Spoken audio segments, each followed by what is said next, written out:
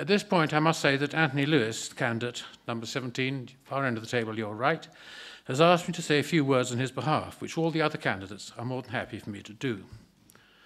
As you may be aware, Anthony has aphasia, a speech and language disorder caused by a serious stroke some 10 years ago. Anthony is taking full part in this senatorial campaign, but his difficulties with language mean that the traditional hustings format of questions without notice is not practical for him.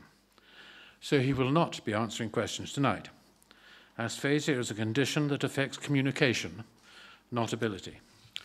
He'll be responding to questions online on his Facebook page, and he'll be holding a number of surgeries which perhaps are better formats for his particular disability. And has asked me to thank you for your understanding. The candidates have use of a microphone. We have another one which can be passed to the questioners. I'll be looking to draw this meeting to a close at about 9:30, so we will see how it goes. Right, that's the boring part. The fun part starts now, and I call on GINO RISOLI to start the proceedings. Good evening, everyone. My name is GINO RISOLI. I'm a local businessman, 30 years in St Helier, 2 sons at university. Ministerial government doesn't work. Half of representation is ineffective because power is centralised. It has resulted in lost basic principles, which in turn has delivered poor and flawed legislation. We have come to expect too little from our government and too little for our lives. Our lives actually should be exceptional. Government today has an insatiable appetite for money. I will put a stop to this. We need an accountable government. I can deliver this by preparing legislation for detailed financial accountability. This is important because the detail of the spending is what our government is doing, not what they say they are doing, and the waste is colossal. Government does not create wealth. That is your job. The job of government is to provide services that the public deem important. The economy belongs to working people and businesses. Government must set the rules, but in so doing must take care not to inhibit the latter. Freedom for large and small businesses is imperative. It should never be the responsibility of business to provide welfare. That is government responsibility, and it must always be funded by collective taxation. Businesses have already a huge responsibility in providing jobs and services. Anything that impedes the latter will always be counterproductive. Secondly, we need a skilled and unskilled manual workers. There's no one section of society more important than another. How, on one hand, can we give help to those in need, paying everything from their rent to food to clothing and the like, and not provide affordable for homes for those that work hard, pay their taxes to fund that welfare? It makes no sense at all. To reflect this, states' rentals should fall by 40%. I will work hard to deliver this if I'm elected. To all those in government that now have stood down, we must thank them. But it is my belief that we need new ideas. I have a raft of proposals that I would like to introduce, as well as mending some current policies. I would change how states members are elected. I can make large contributions to health and education, particularly those who are young and left wanting. A vote for me will transform government. I want Jersey to be the envy of the international circuit for the best of reasons. What unites our differences is not left and right politics, but kindness and fairness in every policy written. In this, we need to understand the difference between a hand up and a hand out to the rich and the needy. But together, we can become limitless. The tourism industry will be replenished by the example we set. Welcome to my new world where people truly come and the economy is in service to it. Thank you. Thank you.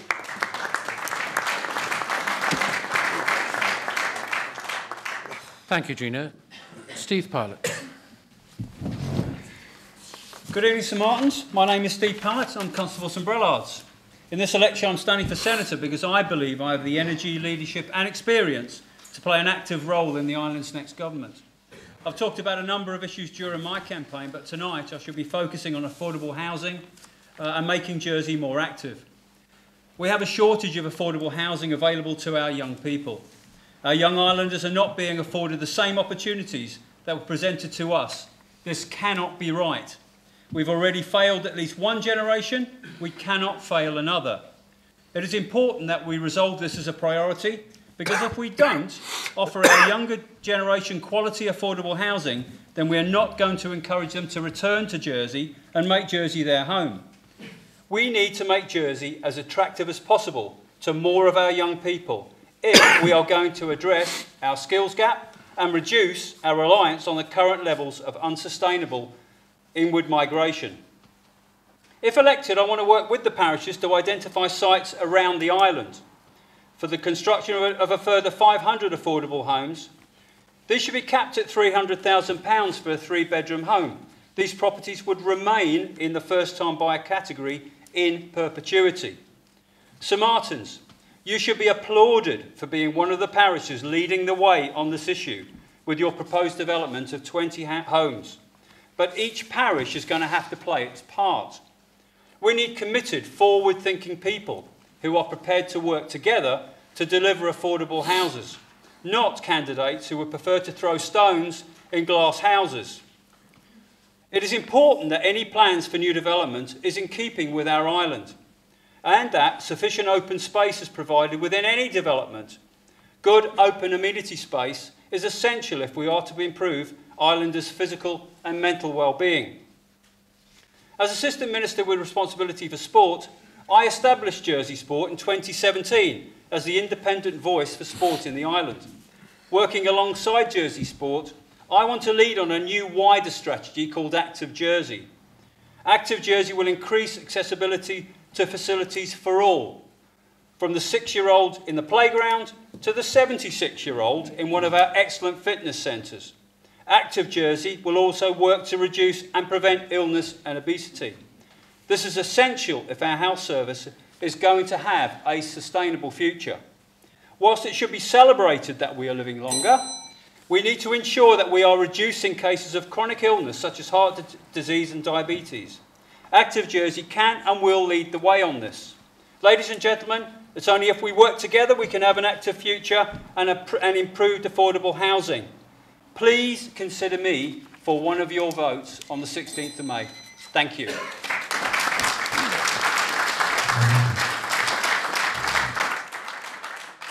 I ask the candidates who aren't speaking to turn their mics off, please.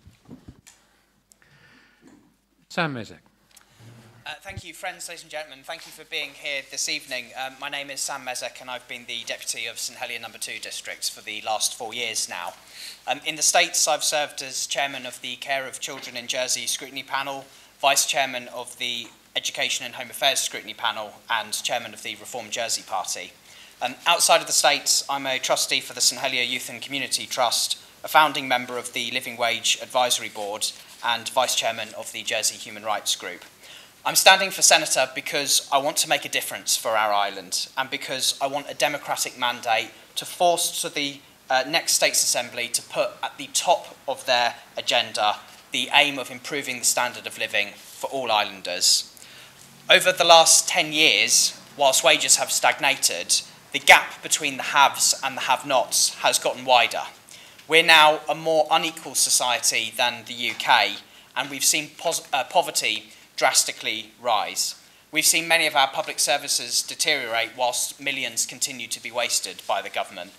People are finding it harder to get by, and there doesn't appear to be any sort of vision from the current government on how we can reverse these trends. I don't believe that words and platitudes are good enough. I want action. It isn't good enough for candidates to tell you they want to improve pay, they want to make housing more affordable, or they want to support businesses if they have no way of knowing they can actually achieve any of it if they're elected. For some politicians, the word action seems to consist of little more than just setting up a new quango every now and then. I think that I've shown myself to be a man of action by the fact that I've brought forward more propositions and asked more questions than almost all other States members combined, bar one. I brought forward propositions on increasing the minimum wage every year that I've been a States member, and I brought the first proposition to introduce marriage equality, and I successfully brought a proposition to ban exclusivity clauses in 0-hours contracts. but I've always been prepared to work with other politicians who I might often disagree with on other issues if it's for the benefit of the public who I serve. I'm not interested in shouting from the sidelines. I want to be at the forefront of delivering positive change for the people of Jersey, aimed solely at making your lives easier. At the very core of my political philosophy is the belief that politicians should be constantly working for a fairer society that works for everyone. Jersey has the potential to be a beacon around the world for equality, for prosperity, and for environmentalism, if only we had governments with a clear vision of how to get there. We are a prosperous island, but we must all be able to share in that prosperity to live happy and fulfilling lives. That should be the #1 mission of the States of Jersey. So on the 16th of May, please vote for me, Sam MEZEC, for Senator. Thank you.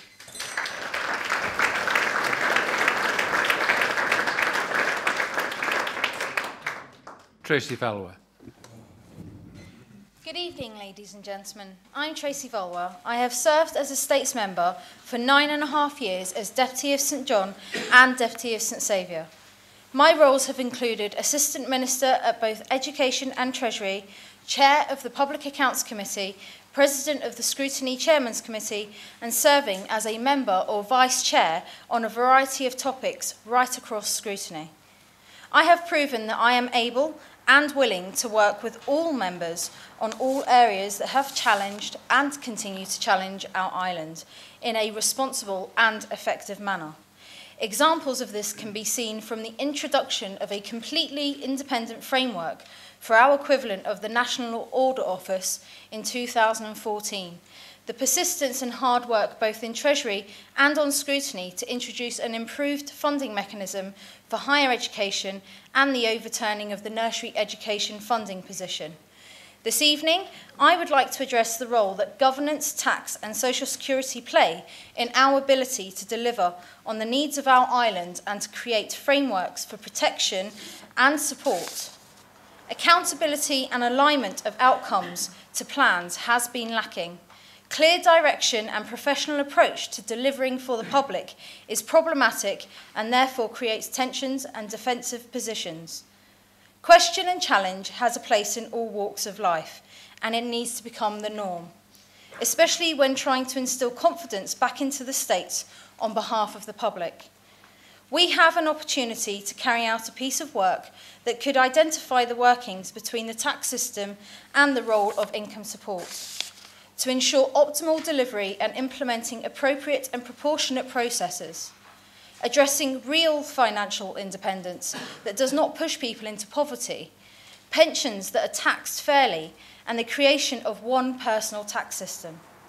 If we are to tackle the very difficulties that face us of Brexit, automation, artificial intelligence, working demographics, nutrition, health and immigration, then we need to do things differently and we need to start now.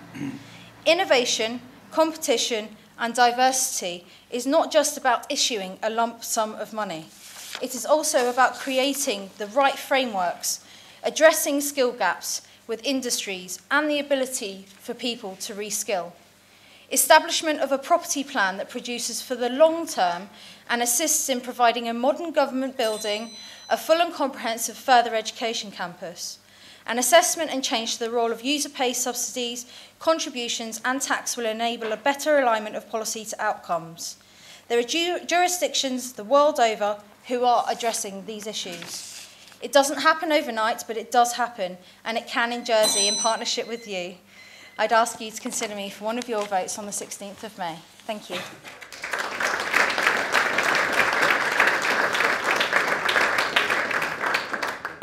Simon BRÉE. Good evening, ladies and gentlemen. I am Simon BRÉE. I am proud to be a Jerseyman and honoured to be a Deputy for St Clement. I'm Chairman of the Economic Affairs Scrutiny Panel, the Future Hospital Review Panel and the Machinery of Government Review Panel, and Vice Chairman of the Corporate Services Scrutiny Panel. I've been working hard on your behalf to hold this government to account. There are major issues facing our island, which will have a direct impact on the daily lives of every one of us. Unless we tackle these now, our quality of life and our island will change forever. Brexit is looming, with its unknown impact on our economy. We must diversify our economy and support farming, tourism, the digital sector, small business and start-ups to reduce over-reliance on the finance industry. Population growth, if left unchecked and uncontrolled, will have serious consequences on our quality of life. Work permits, which are seasonal and time-limited, are the only real solution. Families trying to buy their first home are finding it impossible. Government must support parishes in delivering small-scale, affordable home developments to give islanders hope for a better future. Much sooner these than large-scale developments of concrete and steel. We must reduce the financial burden on middle to low-income families by reducing the cost and size of the public sector. This does not mean reducing services, and simply raising taxes is not the answer. Removal of GST on food and children's clothing would be a step in the right direction. Government must stop wasting money. £26 million on a new hospital without a spade being put in the ground. £800,000 on an aircraft registry and only one aircraft to show for it. Countless millions spent on UK consultants, with more spend just announced by the new chief executive. Politics in Jersey has become polarised. Let us together regain the middle ground. Let us have a government that has a social responsibility and is not just some uncaring, soulless corporate entity run by grey-suited accountants whose only concern is balancing the books. Let us have a government that is committed to maintaining and upholding the traditions and customs that makes Jersey unique. And let us have a government that actually listens to the people and not just big business. This will need a change in political leadership, and this election offers a real opportunity for that change. It is time for your voice to be heard, and your vote is your voice. But change will only happen if you vote. Working together, we can make a real, positive difference to the lives of every member of our society. I would be honoured to receive your vote. Thank you.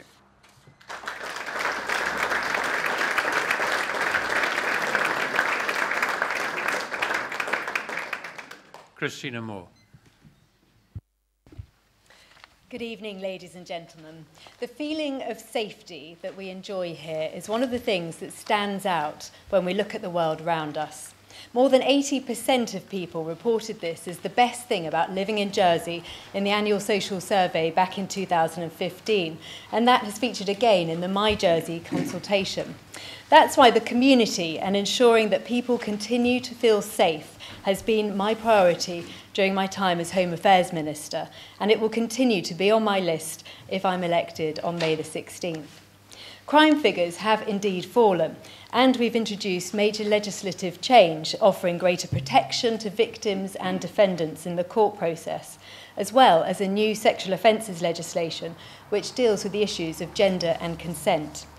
When we were asked to reduce public spending, I worked hard with my department to focus on savings that could be driven by simplifying structure and using technology to our advantage, introducing handheld devices for the police officers to replace their notebook and duplication. Rather than inflicting a 22% saving as requested, I negotiated with my colleagues. Public safety is a special case, and they agreed. There's always more to do, and with some sadness, the introduction of hate crime law didn't make it to the floor of the Assembly as we ran out of time. So there's an irony that my supporters today found a poster had been defaced by a swastika. So there is an irony. As we approach Liberation Day, this act is beyond unacceptable. Just yesterday, I was talking to a man about his experience of the occupation and the importance of remembering our history. That's why I feel that it's so important to acknowledge diversity and inclusion in my manifesto. Together, we are stronger. In a world where we can respect our differences, where people don't feel the need to hide behind an anonymous letter. And I'm sure that you feel the same. Hate crime law should not be necessary, but in the first quarter of this year, there were 17 offences recorded. That's slightly up on the year before. My campaign is about balancing competing priorities, working with others effectively to find a better way and a sustainable future for the island. The economy and the environment are also critical to make our community work. I want to see our prosperous island strengthen and respond to the challenges of the future, leaving it in good shape for our grandchildren when they reach their retirement. Our beautiful environment and coastline should also be protected, improving water, air and soil quality, reducing traffic congestion, minimising waste and creating affordable homes for people and their families. When making decisions, we need to consider the economy, environment and community to deliver a positive result for each and every person. A vote for more is a vote for a positive voice.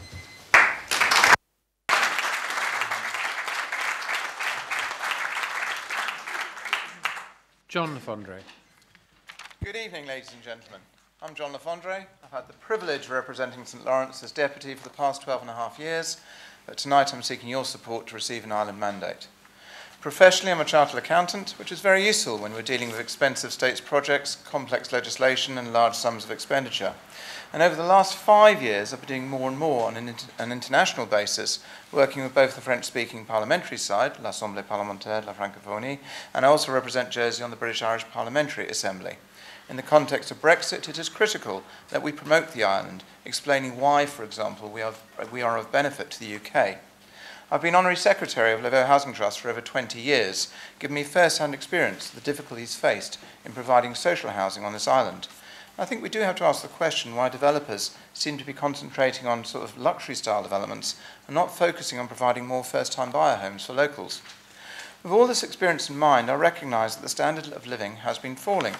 One of the reasons I did not support the increase in GST from 3 to 5% a few years ago was because this was an increase in tax on everyone, when we could not demonstrate that we were making sufficient savings, appropriate efficiencies to justify that tax increase. I'm hugely passionate about the proper implementation of public sector reform, of finally getting rid of the silo mentality, but we need to be clear as to how it's being implemented. Changing the organisational culture is very important, but communication needs to be genuine and sincere. As President of Scrutiny and Chairman of the Corporate Services Scrutiny Panel, it's been a hard job holding ministers to account over the past 3.5 years. We've looked at things like the Finance Centre, the hospital, Brexit, and most recently at a high-level population policy. Jersey is a beautiful island, and this is a beautiful parish, I hope you all agree, and I value the parish community and the many benefits of the parish system. As regards farming, I was very heavily involved in the Bull-Seaman debate, and I was the main driving force that got the Glenham Davis building, the present dairy, to its site at Howe Davis Farm. I wasn't going to be the Jerseyman that watched the Jersey herd wither and die in the island, and I'm proud of what we achieved for the industry. If we want to retain all that we believe is good about Jersey, we have to recognise the pressures on us, including housing and population. It's important we have far better controls, obviously with some flexibility for business.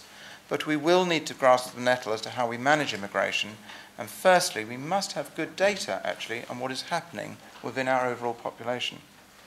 I have proven political and financial experience. Decisions I make are based on hard evidence, and I look at the long term. I'm prepared to listen, and I will work hard to get to a solution. And my pledge to you is that if you elect me, I will continue to work hard, to continue to challenge, and to continue to act in the best interest of the island. And I hope you'll consider me for one of your 8 votes for centre. Thank you.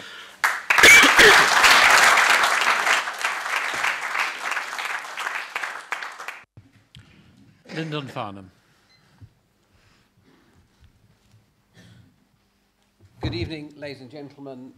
In November 2014, I was appointed Minister for Economic Development, Tourism, Sport and Culture. And since then, I have worked on behalf of islanders to deliver strong, sustainable growth across all sectors of the economy. Maintaining a strong economy is important, not only because it provides new jobs and career opportunities, but also creates the wealth required to help those in our community excuse me, who find themselves in need, and allows society to develop in a sustainable fashion for the benefit of everyone. This evening, I too would like to talk about the provision of affordable homes. And whilst there has been progress since 2014 with the delivery by Andium of 258 new homes, with more on the way, and the acquisition of sites capable of delivering in excess of a further 900 new homes, together with some innovative parish schemes, including St Martin, of course. And in addition, the private sector is delivering about 300 new homes a year. But it's still not quite enough. and it simply must be a key priority, a key target, in fact, for the next States Assembly to increase the supply of homes, at least in line with demand, if we are to continue to make progress. The stumbling block, of course, for so many young people aspiring to home ownership is raising the deposit. So in addition to addressing the supply, there must be greater efforts to help islanders onto the housing ladder by introducing more Help to Buy schemes. These should include deposit loans, shared equity, and equity release opportunities. We must also exploit new construction methods with new materials aimed at driving down prices and improving environmental standards and reducing home running costs. There are currently at least 1,000 households in the rental sectors looking to purchase affordable homes. And if we can help to facilitate this and release housing stock in the rental sectors, then we will create a more consistent supply of housing, which should stabilise pricing and improve standards across all categories of housing. The government has just commissioned the Future Housing Needs Report, which will be published later this year, and will inform us of the housing requirements up to 2030. So we will have some really good information to work with, and this will remain a priority for me if elected. Ladies and gentlemen, you may hear many negative comments from candidates this evening, but Jersey is in good shape. We have strong foundations, and we need to keep it that way. And to do that, we will need to elect serious people, people with positive vision, highly experienced people, not necessarily politically experienced, but experience in life with a good track record, who are committed to attaining that goal. And I ask you, please, to bear that in mind when you vote on May the 16th. Thank you very much.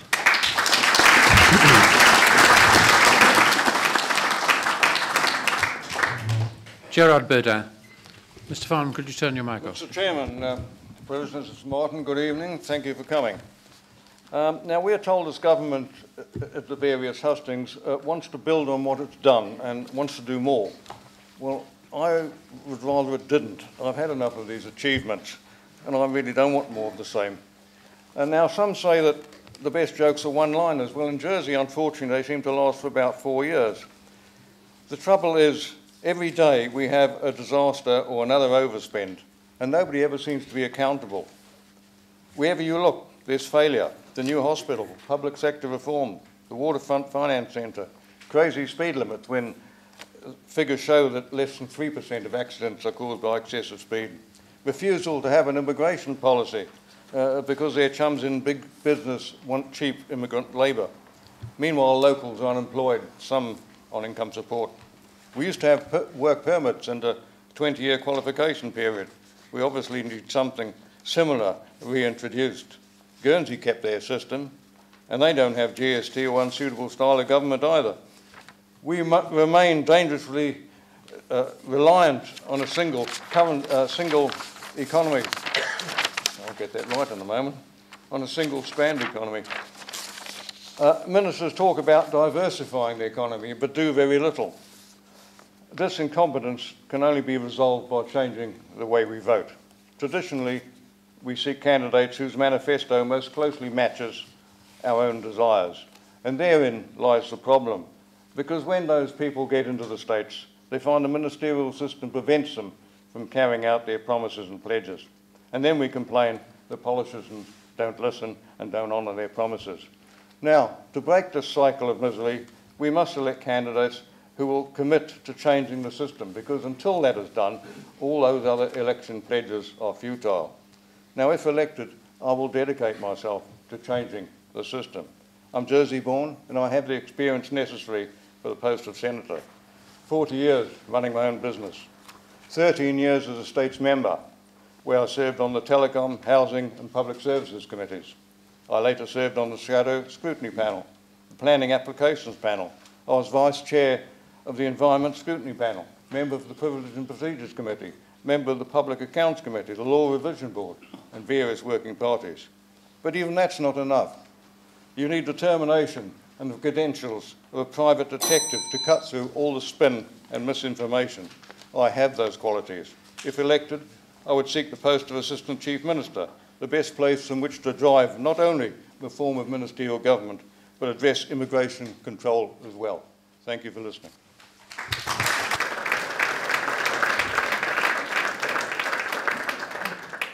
Sarah Ferguson.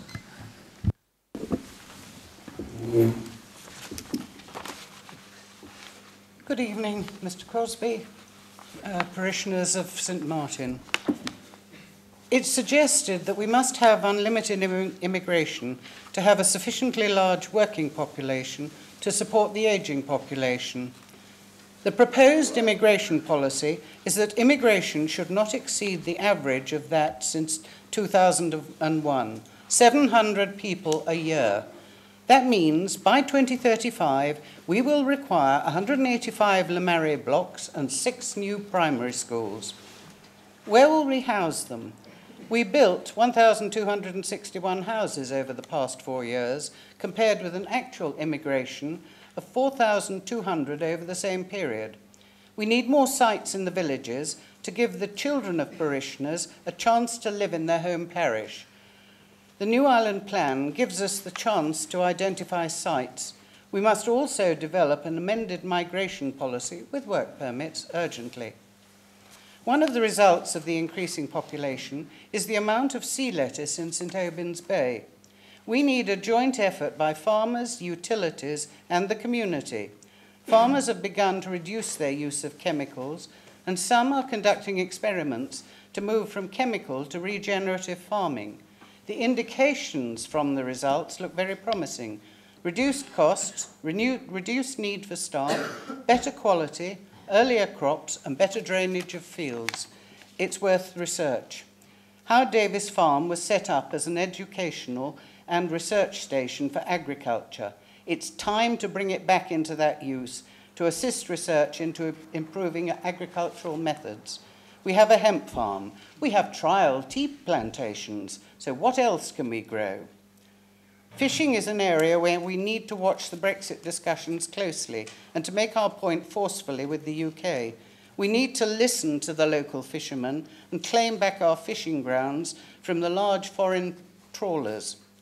And let us not talk about the problem of the ageing population. That's rubbish. Who is looking after the children in the holidays? The grandparents. Who is doing much of the volunteering in the island? The ageing population. Who is doing much of the caring in the island? The ageing population. That is when they're not climbing Kilimanjaro, hiking through the Pampas, or trekking across Iceland. It is time we stopped calling them a problem and paid more attention to the way they are treated. You will hear many promises during this election. Just ask, what will it cost and how will it be funded? We need change desperately, but we need prudence in spending. Please vote for Sarah Ferguson for change with common sense.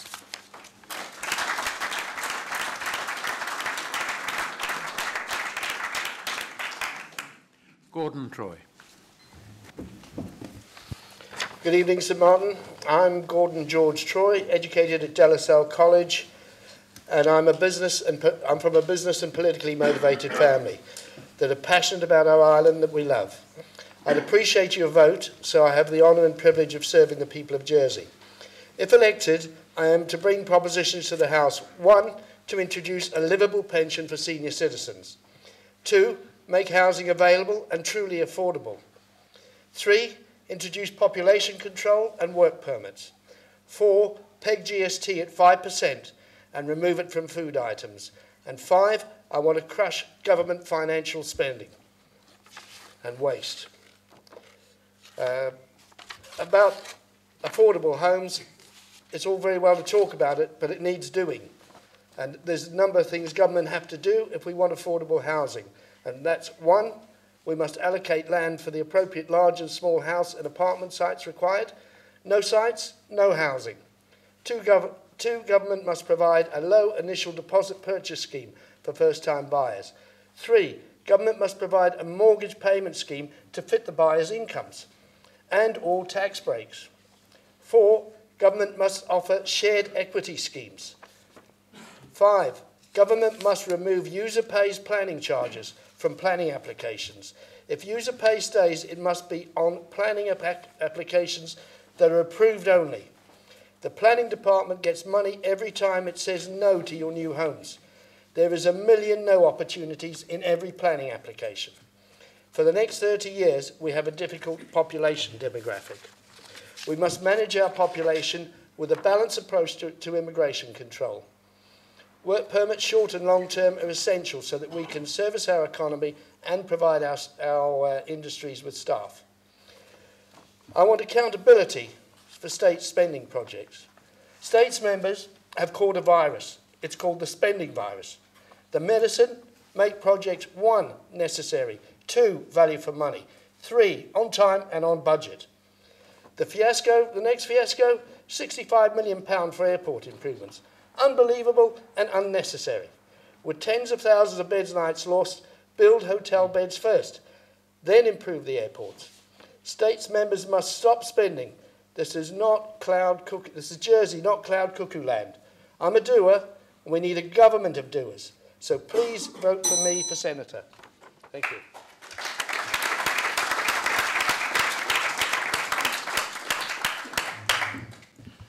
Stevie Ocean. Mr. Troy, could you turn your mic off, please? Yes, sorry. Good evening, ladies and gentlemen. My name is Stevie Ocean, good evening to you, Hamish. I will be remaining sitting because if I stand up, you can all hear me, but I can't hear myself. I'm the tallest candidate here and too far away from the mic. So what are we going to talk about? First of all, we're going to go back to 2016 when I stood in the senatorial by-election. I had an aim and I achieved it. It was actually to have a 2-day argument with Google. And on Google Maps, there was the letters UK on our 5 islands. Now, as far as they were concerned, we were part of the United Kingdom, which we're not. And after 2 days of arguing, I got my own way. And the letters UK were removed. Google now recognise we are not part of the United Kingdom. And now we move on to the situation with this election. I'm actually in touch with the Americans on other points. LinkedIn, YouTube, and Twitter are the targets at the moment, and I've been in touch with all 3 of them and given them a right telling off. And they're in the process of taking on board what I said. Because with LinkedIn, it's very, very misleading, especially that the link between ourselves and the UK is always mentioned, and it's misleading from the point of view of actually being employed here.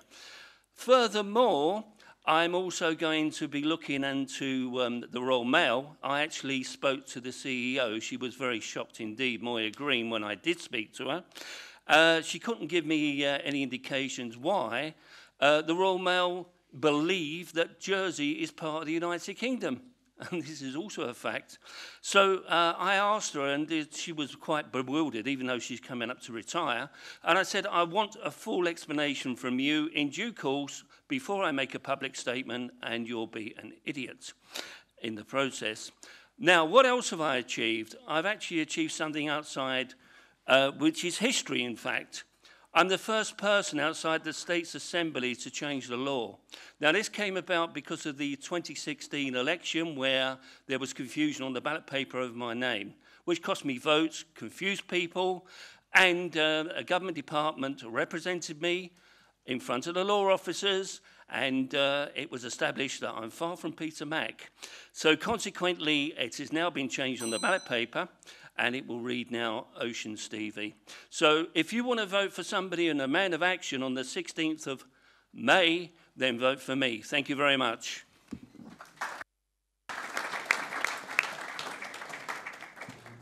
Ian Gorst. Ladies and gentlemen, good evening. I stood for elected office to make a difference and to provide hope for the future. This election is absolutely about change. As Chief Minister, I've guided our island through some of the most difficult economic and social challenges that we have faced. But over the next 4 years, the challenges that we face will set our future course as a community for years to come. The uncertainty of Brexit, other international uncertainty, and the uncertainty of the EU. I'm also aware that we have suffered the effects of the global financial crisis. And as Chief Minister and a father, I know the effect that that global crisis has had on family budgets. Jersey is a great place, and we have made significant progress across the community. But I am not satisfied, and there is more that I want to see achieved. So I'm talking during this election about three main aims. Effective economic leadership. That means protecting and building on the many good things that we find in island life. So supporting the businesses that are already here and encouraging improved productivity and digital diversification. Because our economic strength has not happened by accident. I will continue to represent Jersey's economy and way of life on the international stage, defending our reputation in the EU and elsewhere, and promoting investment and trade. I want, and I have always wanted, to ensure that all islanders can share in this success. So secondly, I want to see us improving the lives of islanders by building on what we have achieved so far. But I want to see much more. That's why I'm proposing an Affordable Housing Commission, a coming together across the community to drive down costs and to increase supply. A refocusing of the competition regulator, driving down the cost of living. A building on the long-term care scheme, providing government support at parish level. And post the care inquiry, I'm proposing a new contract with children and young people. Thirdly, I want to see the transformation of government and the public sector completed. We started that reform, but we have to drive out waste and focus all that we do on serving islanders. When we work together, we can achieve change and a better way. I stand for hope for the future so that you don't have to risk yours. I'd appreciate one of your votes on the 16th of May. Thank you.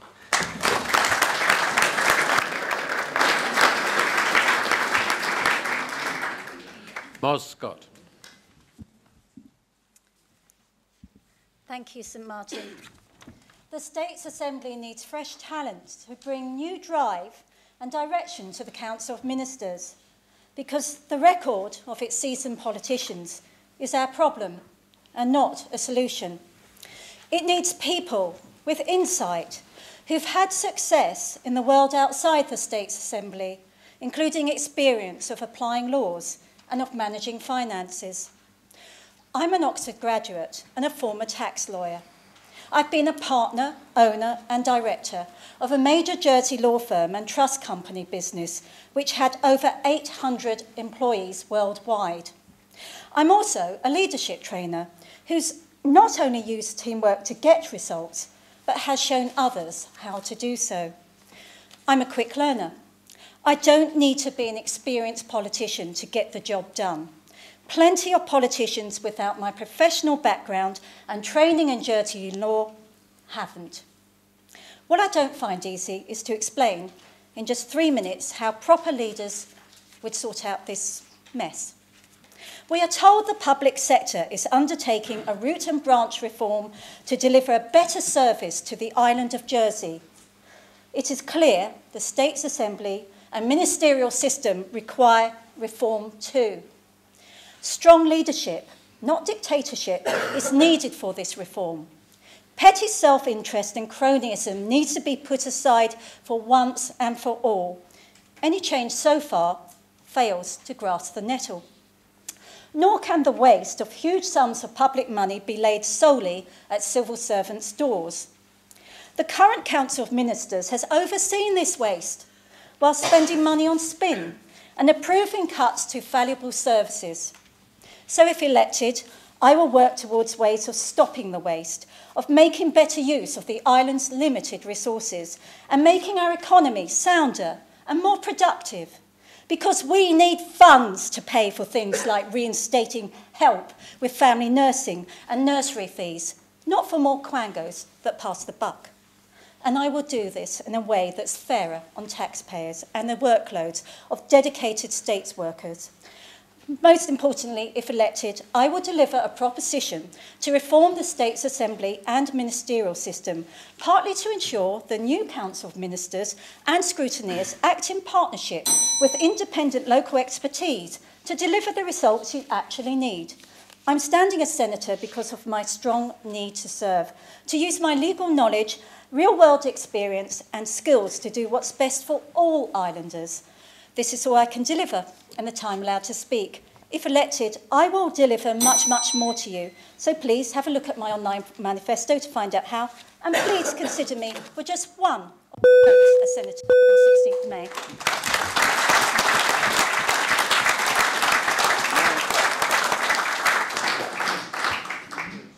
Frank Luce.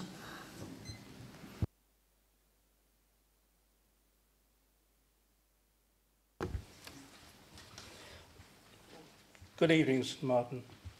My name is Frank Luce. Thank you for attending this hustings tonight, and thank you for ensuring that your name be on the electoral roll, enabling you to vote. Your vote and how you vote has never been so important. We are facing a landmark election. You are going to shape the future of the next government for all islanders. You, the minority, are going to carry the apathetic majority into better government by your choice of candidates before you tonight. Never before has the gap between the government and the electorate been greater.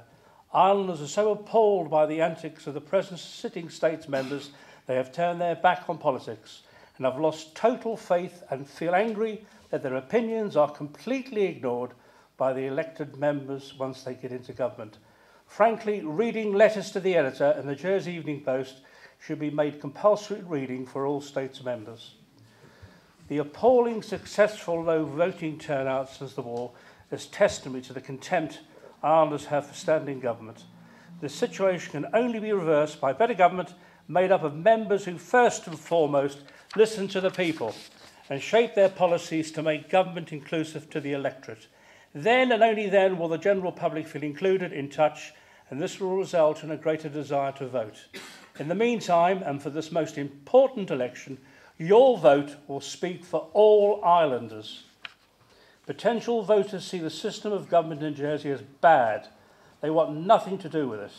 That was an opinion held by me. However, the present Assembly have horrified me to such an extent that I am now before you asking for your vote so that I may represent the thoughts, feelings and opinions of Islanders in the Chamber itself. I want to have a strong and significant input in two long outstanding issues: the appalling hospital saga and the independent inquiry into the lifeboat power and personality struggle. The present government does not wish it to happen.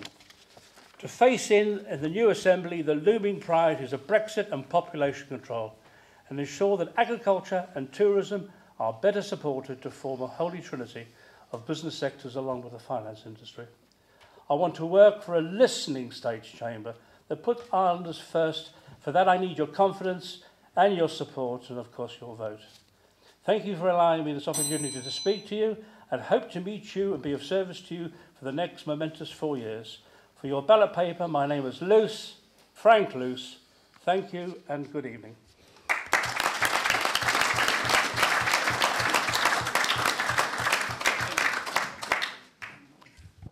Phil Maguire. Good evening. There's one word guaranteed to make my wife furious. That's itis. She thinks it's an insult to her as a human being that the income tax department can take money out of her account, any money they want, but yet refuse to answer any questions about it because it's her husband's business. She thinks it's insulting. I agree with her. In fact, I think it's so insulting. It's insulting to every human being on this island. Curiously enough, I did raise that very point 8 years ago while I was here during the by-election. There was a question from the floor by a lady about women's rights, and I raised that very point and said that it was an outrage that we call ourselves a civilized society in the 21st century and allow this kind of nonsense to continue. And that caused a female journalist in the JP to tell me off. You know, she said, you know, how dare I suggest that a man was needed to sort this out, and the women could sort it out themselves, thank you very much, without my help. Well, you know, It's their democratic right not to accept my help. So for 8 years, I've done nothing. And I don't appear to be the only one that's done nothing.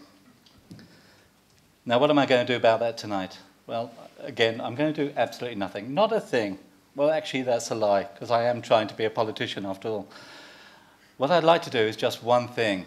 I'd like to implore and encourage the female candidates on the stage, in no particular order, Moz, KRISTINA, TRACEY, and of course Sarah, to join with all the other female constables, the female deputies, and get together and sort this mess out. I think it's gone on far too long, and these women are more than capable of doing this. As a slight tactic, if I can suggest something, I suggest that you turn around and demand that until they treat women as human beings and not just as property, that the Income Tax Department be stopped from taking any money out of any account, any asset or any property belonging to the wife, and see how long it takes them before they're keen to have the law repealed and changed. I'd just like to leave you with one question, which is, how long is it going to be, how much longer is it going to be before we start treating women as human beings on this island?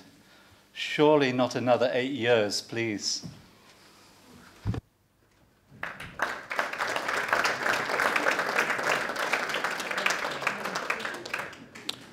Last but not least, Anthony Lewis. You have never seen a candidate like me before. I am different. I have a different campaign and a different voice, but different is what Jersey needs. My stroke has left me disabled, but it has given me courage, determination and new insight. I will represent those who, like me, don't have a voice. Not just the disabled, but everyone who feels that today's politicians don't speak for them. My focus includes the environment, equality, and community. We need to improve the community of Jersey. We need to improve the environment. It will cost money, but it is an investment for my children and your children. There is no clear voice for the environment in the current states. That has to change. Equality. I bring a new perspective, one formed by both success and hardship. I believe mental health provision must be higher up the political agenda. More understanding and reduced stigma. Where we see inequality and stigma in Jersey, it should be fought. We are improving and have more cosmopolitan living. To create a more equal island. The dangers of having an island of haves and have-nots. I believe that the most marginalized and downtrodden members of our society have something to contribute. From the inmate at Lemoy to the homeless man in the parade. We all have insights and abilities to help make Jersey a better place to live. Everyone has skills and talents. Everyone. We need a system that allows those talents to flourish. The first step is to break down our own stigmas. That is a role of education and defining common goals. Our children and their schooling hold the key. It is then identifying those abilities and channeling them where they are most needed. We need more social enterprises to create businesses and programs that build on our social capital. Like my campaign headquarters, the Beresford Street Kitchen. Communities working together makes us all stronger, and it starts at school. We also need greater recognition of support. The voluntary sector. With more effort from the states, we can better coordinate the work that charities do. I will be the first person with aphasia to stand for the states. I appreciate that. That makes me different. You may ask, how will I be able to represent you? With modern technology, I can. But for more information, please visit my website, www.andlewis.com. I hope that I will be able to represent all islanders, including those who don't always fit in with the norm. You have 8 votes for senator. Please use one of those on someone who will truly represent change. Thank you.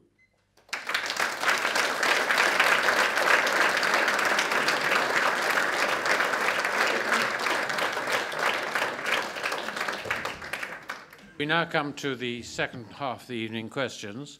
Let me say what I'm going to do, change the order a bit. And the first questions, the first pair of questions, I'm going to ask for pairs of questions. I'm going to start the first session starting with candidate sitting at number 6, that's Christina Moore. And then the second lot of questions we'll start with candidate sitting number 12, that's Stevie Ocean. And after that, we'll see how that goes, and if we can vary it, maybe we will. So I'm going to stand up now and try and see. Will you please hold up your hand, and I will take the first 2 questions. Lady in the front.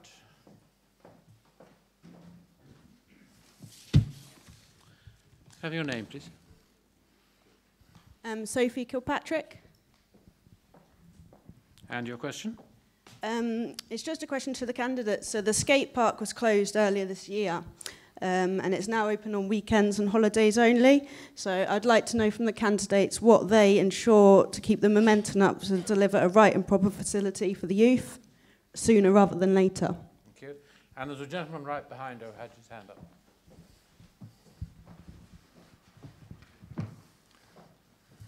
Hello, Derek Ferguson. I've listened for 51 minutes now, and I haven't heard a single person talk anything about the new retail tax that's been levied on small businesses. And frankly, I would like to know how each of you stand on this particular issue, and I will declare my interest. It's not a business one. I'm on the Credit Council, on the Consumer Council, rather. Okay, thank you.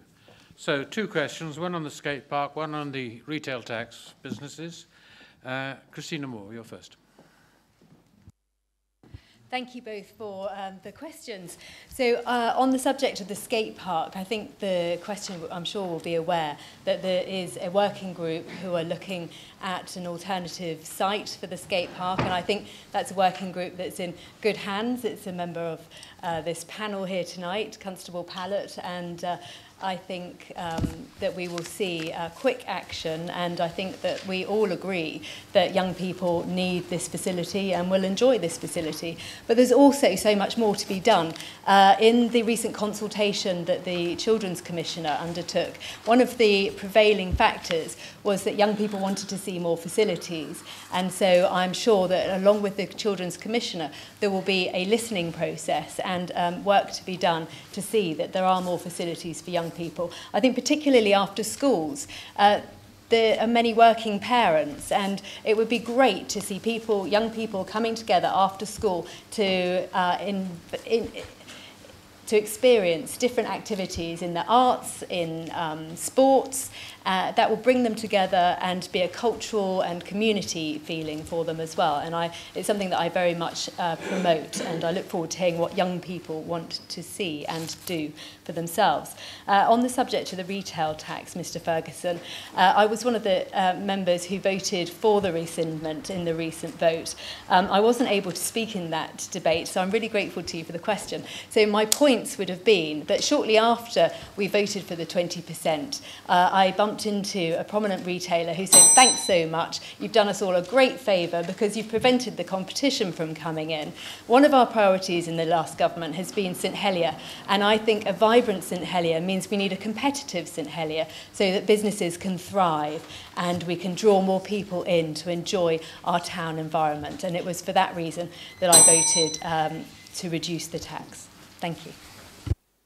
John Lafondre.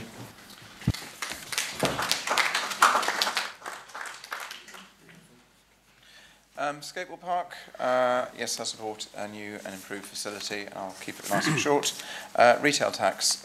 One clarification, I think the gentleman said it's on small businesses. I believe it's on the top 20 retailers. I think it kicks into about £500,000 turnover, if I remember correctly. It's quite a high threshold. There are some anomalies. For example, this 60% split between retail and wholesale, which I don't quite get. And I do have to say, I'm fully aware that there's a degree of anger with the retailers about the level of consultation they received. I didn't support the last rescindment thing because basically I felt it was on the last day of the last assembly, and I'm not going to do things on the hoof. But what I did commit to is if I'm in the right position to do it, I would look at it properly and that would be a commitment I've made in the Assembly. What I will also say is the theme about the lack of consultation has actually been coming through in a whole range of areas. Generally, with the problems with the Council of Ministers, it's been a kind of, they've done lots of work at the beginning, and then it's suddenly gone silent, and then suddenly you get this proposal put in front of you, and there's been no bit in the middle. And that's been a theme that's come through in a whole range of areas, not just in the retail tax. I hope that answers your question. Lyndon Farnham. Thank you, Sophie. I think your question is, what are we going to do to keep the momentum going? We need to get on and build it. We need to do it properly. It needs to be something world class. We've got committees and panels working on it, but we need to involve the young people. And we spoke about this last night at St. Lawrence. And actually, once it's up and running, I think the young people need to have a big part in managing it and running it. They do a better job than us, I can tell you that much. And I think by keeping them involved, maybe setting up management committees where young people decide how it's going to operate, its opening hours, future investment, to keep it going, because we don't want to be in the same place in 5 years' time. So that's how I think we should deal with that. I think the retail tax kicks in at £500,000 worth of profit, and it affects the larger retailers. But I think, and I do think retailers should make a contribution, but not 20%. It's not fair. It's too high. The town centre and retail is struggling. They've got huge competition from the internet. I think we do extremely well over here for a population. For an island our size, we have a really good retail choice. And we've seen investment in the town centre. A lot of stores retailers have been coming to Jersey, and local retailers, established retailers, have made significant investment. So I think it's been a real kick in the teeth for them to bring this in at 20%. There was no consultation. I got in trouble because I broke from collective responsibility. The Chief Minister gave me a good telling off about it. But he's shaking his head, he doesn't remember, but he did. And I didn't vote for this rescindment. So I hope the next Treasury Minister and the next state put it right. I think 10% would be a fair rate for a retail tax. Thank you. Gerard Baudin. Thank you, Mr. Chairman. Skate park, yes, indeed, it should be built as soon as possible. But I have one caveat. I hope they'll treat it with more respect than they did the last one, because the one down at the harbour was closed several times due to vandalism, children throwing stuff into the marina and damaging boats and the like. The new retail tax, well, it really starts out with 0.10 being unfair in the first place, where taxation was shifted mainly onto individuals. And I believe it's right that companies do pay their fair share. But this particular tax is a crude way, in my mind, to achieve it. We're told there was not enough consultation and that the retailers would probably have been happy with 10%. And unfortunately, the vote in the state was tied because one member was unable to be there. I think this needs looking at again, and certainly the consultation left a lot to be desired. Thank you. Sarah Ferguson. Thank you. Skate park, yes, I agree. You know, and I think probably if the, yeah, I was going to say youngsters, I'm sorry, I don't mean anything unkind about that. But if you do your own policing, I think you'll be able to cope with the vandalism better, with obviously support from the Honorary Police. Now, the retail tax, it isn't on small businesses, it is on 20 businesses only. It starts at 500,000, but you don't pay the full 20% till it gets to 750,000. All the 20 businesses were contacted by the comptroller and had full and frank discussions with him. They are mainly businesses who remit their profits to holding companies off island. It's the equivalent of Tesco tax in the Isle of Man and the equivalent in Guernsey, but actually it's rents in the town that are a problem. We need a town which offers different shops, not a copy of Watford. When I first came over to Jersey, there were lots of little shops, Esquire, Finesse, Marcel Jacques. They were all different, but they've all been driven out of business by pension funds buying up shops. You know, frankly, I heard one retailer say, "Oh, well, we shan't attract any more UK companies across, and I thought, we don't want UK companies. We want ones with a different character. You know, Lawrence, Peter Baker, those ones, they were super. Sorry, that's a professional shopper talking.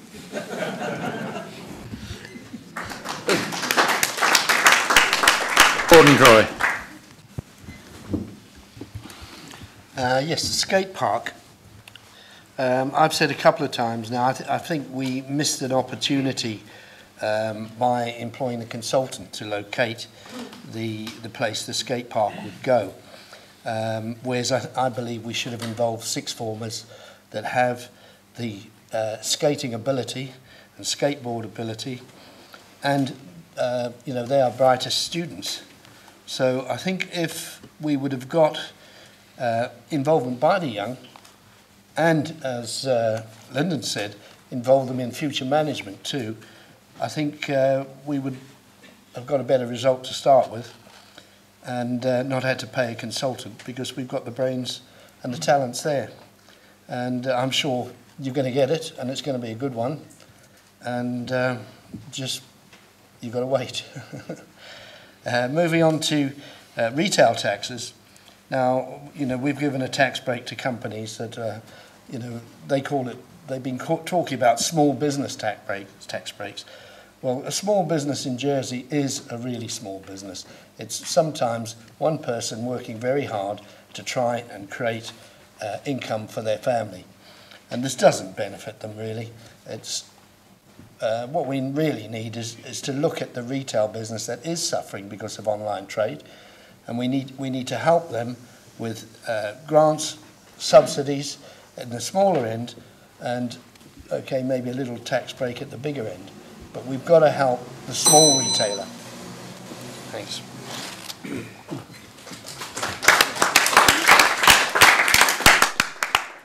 Stevie Ocean. Right, the skate park, first of all, I'm 100% behind this being built. Steve Pallett's doing an incredible job, and they're looking for a site of excellence. I cannot understand that once again we're bringing in consultants, probably from the UK, are rubbing their hands together and going, goody, goody, goody, taking our money and leaving the island. As far as I'm concerned, that's ridiculous. This is all going to stop once and for all because it's a joke. We've got people in this island who are quite capable and able to do that job, and why we have to go off island, I think it's disgusting. Thank you.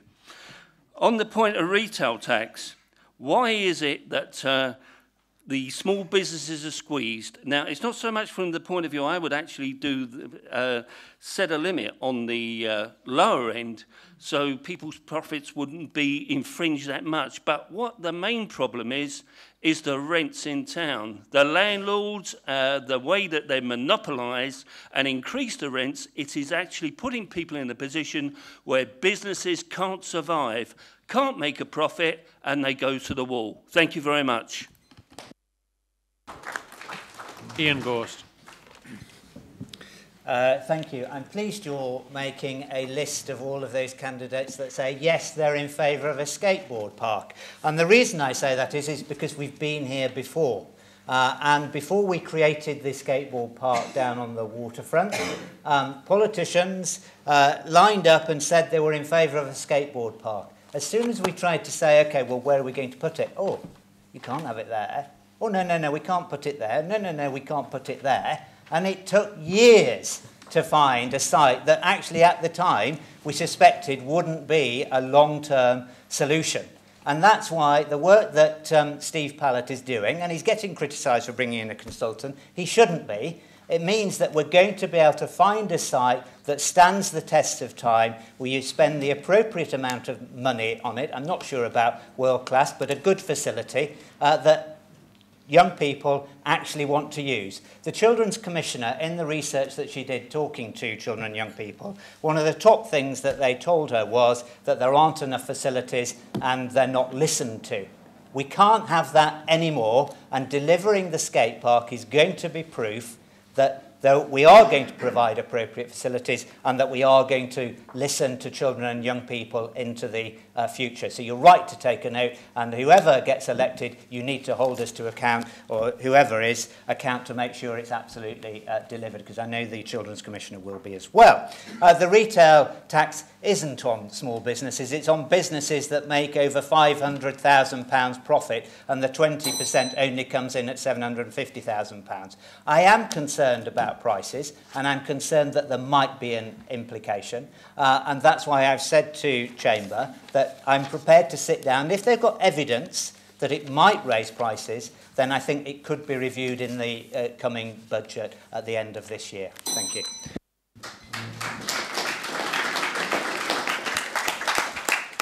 Scott. Hi, Sophie. I share your frustration about the skate park, because there should be more facilities for young people. There should be more proper planning in the island plan. And finding a site is a bit like the hospital. It requires leadership. I don't feel that the answer is to keep bringing UK consultants. I do believe we could work it out amongst ourselves.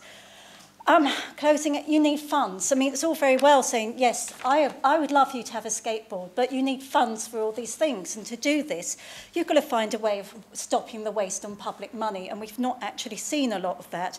When projects have been that are best left to private investors have been taken up by government, there's just been, well, the excessive consultant fees.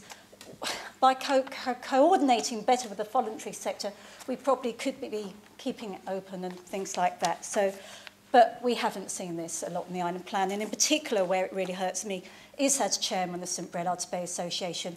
We were actually saying, why put a public walkway there? How about a playground for kids? How about some public loos?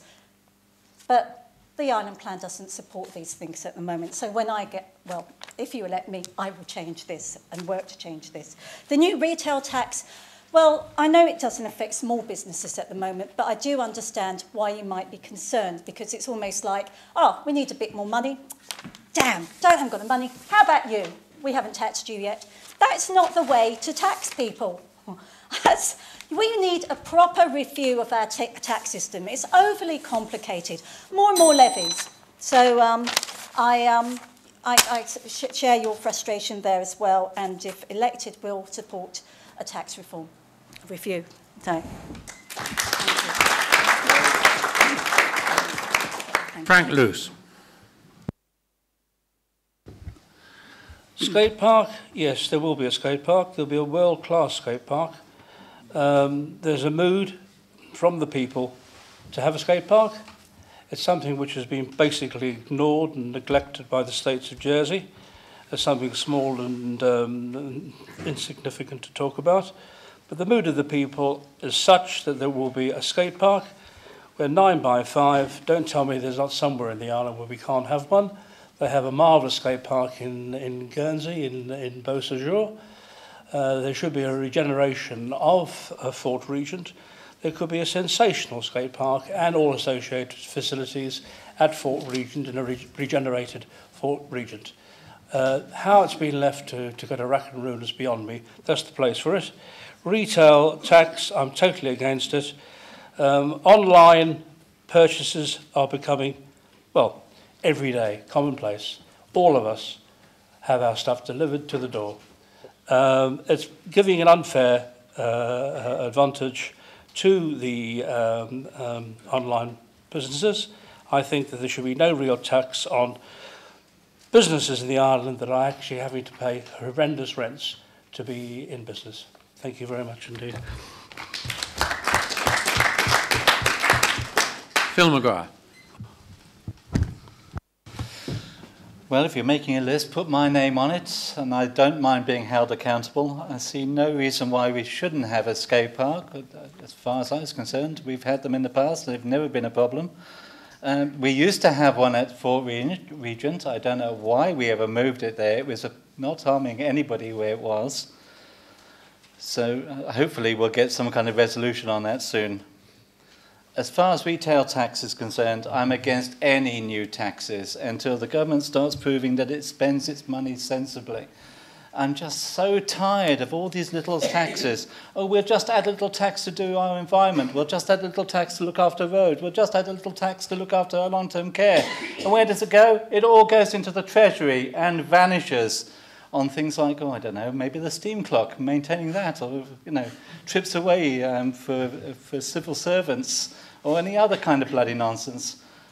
As far as I'm concerned, no new taxes at all whatsoever until we can prove that we're good governors of what we've already got.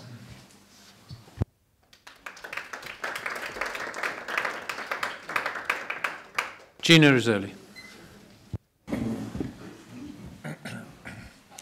I really don't know why in the interim period you couldn't have had an area that could be used as a skate park while you know, a proper place was found.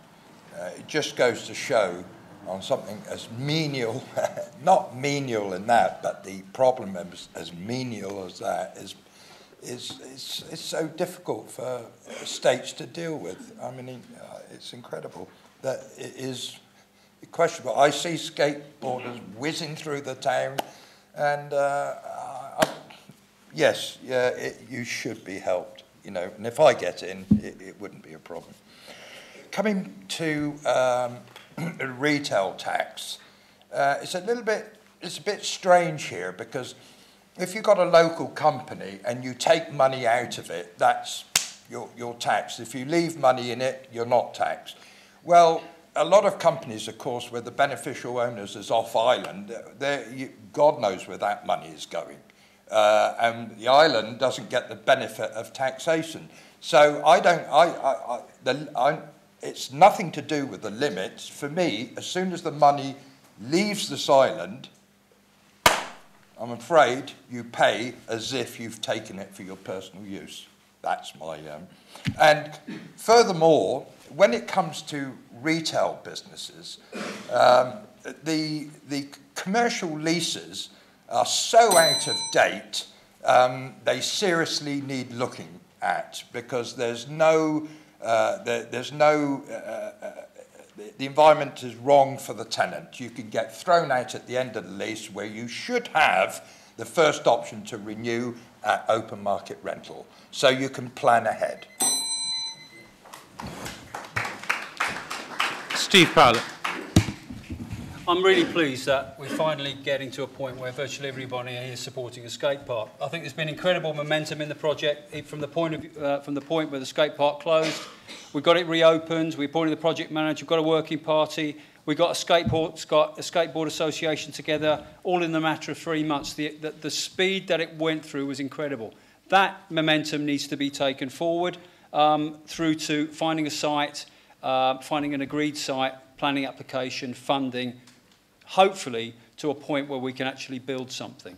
I want to put a couple of points right. A consultant has not decided the site for a skate park because it hasn't been decided yet. We've got 4 sites that have been identified by the Jersey Skate Park Association, and I think we're at the point now where we've got to start whittle that down to find a preferred site.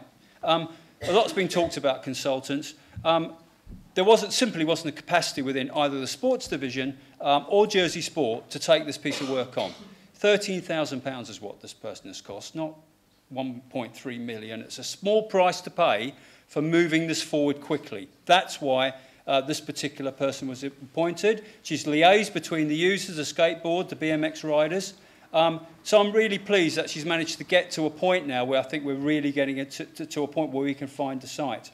It's a huge opportunity to support young people, and I think that's the important thing about this. It's engaging with young people and really giving them something that they can really be proud of. In terms of the retail tax, I was the only person not there. I think it was well reported. If anybody wants to know why I wasn't there, it was a personal reason, and I'll tell anybody that personal reason personally if they want to know. I didn't support it in the budget debate. I didn't support this retail tax, or I supported just dropping it to 10%. I think it could be particularly damaging to investment in the high street, potentially future investment. We're all seeing shops empty already. Thank you. Cut you off in your prime. Sam MEZEC. the skate park, page 31 of Reform Jersey's manifesto not only commits us to supporting a modern skate park facility, but we actually think that Jersey skaters ought to be celebrated in the way that we support and celebrate other sports people in Jersey. There are some really talented people here, and I think it's actually good for the island to celebrate that sort of thing. I remember hanging out at the current skate park about 10 years ago when I was a teenager, and it needed replacing then, to be perfectly honest. And I find it frustrating that it's taken so long for it to become a political subject like this. And the thing that worries me is I remember 4 years ago at the last election, we had this wonderful report about rejuvenating Fort Region. That was a big election subject. The moment the election was over, it was completely forgotten about. We can't let that happen this time, and the only safeguard there really is to elect politicians who you think will keep their word on this and make sure that they don't forget about it. On the retail tax, technically I voted against introducing the retail tax because I voted against the entire budget. But then when Senator Joseph brought forward a proposition to rescind it, I didn't vote for it because his proposition was not funded, and I think it's irresponsible to vote to create black holes in public finances. I am in favour of businesses paying tax. Before 010, they paid tax.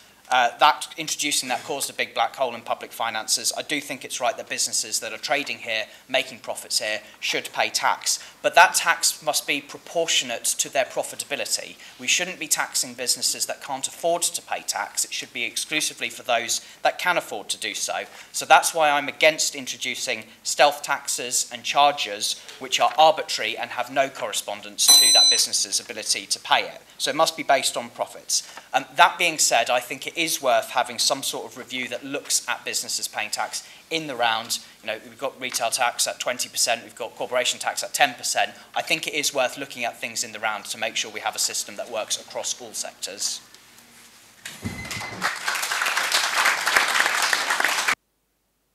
Tracey Valois. Thank you. Sophie, with regards to the skate park, I think a lot of people have said things, so I'm not going to constantly repeat, but in terms of keeping up the momentum, of course, obviously at the moment there's election time, people are in purdah.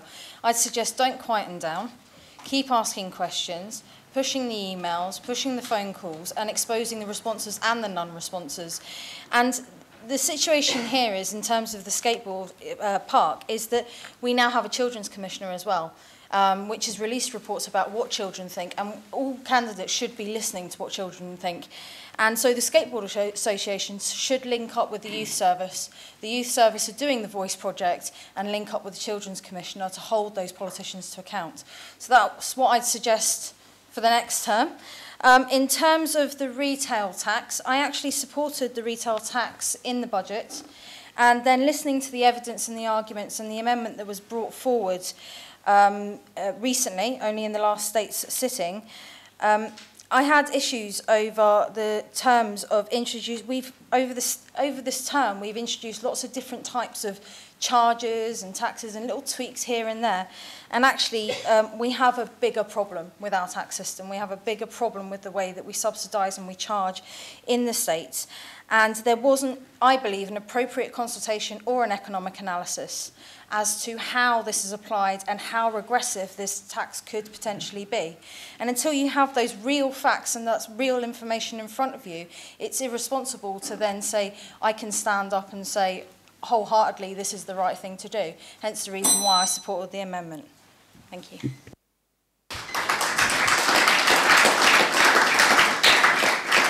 And Simon Bree.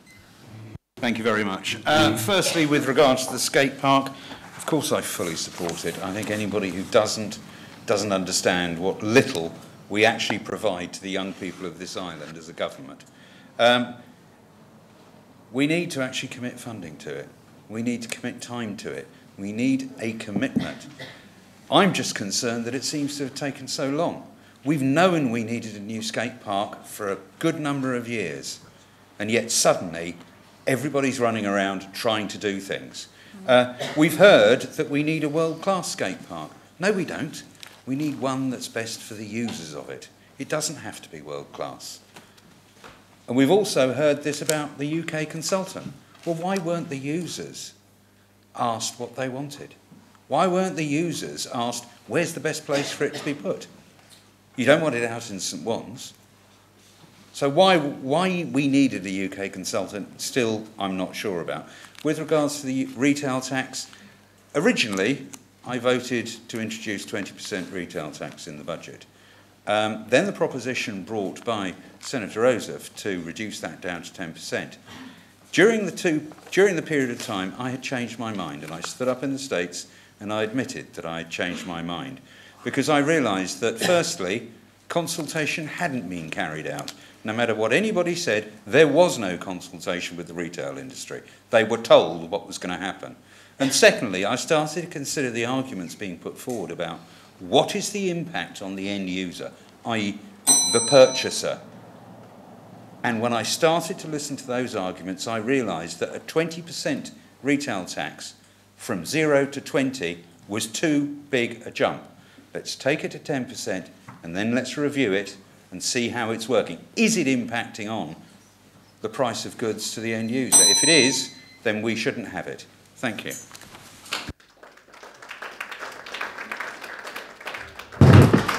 I have two more questions, please. Oi. Questions, please. Lady here. You give us your name. Amy Bryant. I would like to understand how candidates will support growth in the economy, with particular reference to financial services, given how important it is to the island's ongoing prosperity. Thank you. Thank you. And down there was somebody. Sorry, there's someone at the end holding up a red. This one? Yeah. I'm Wendy Lees.